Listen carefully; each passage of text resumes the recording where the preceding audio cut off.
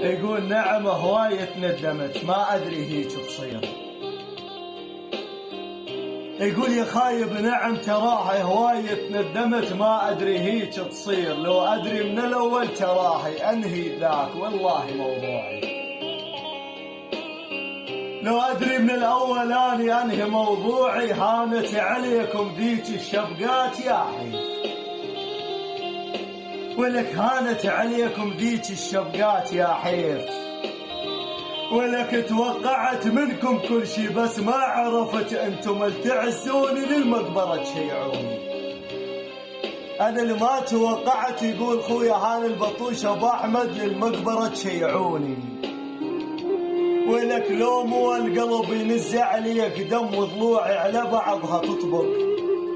ولك هذا العبيدي ما ارجع لذيك العشرة ابشرك لو تنشلع من الوجن عيوني. لو تنشلع من الوجن عيوني يا حيف شاريكم بغلى الثمن وانتم برخص عم تبيعوني.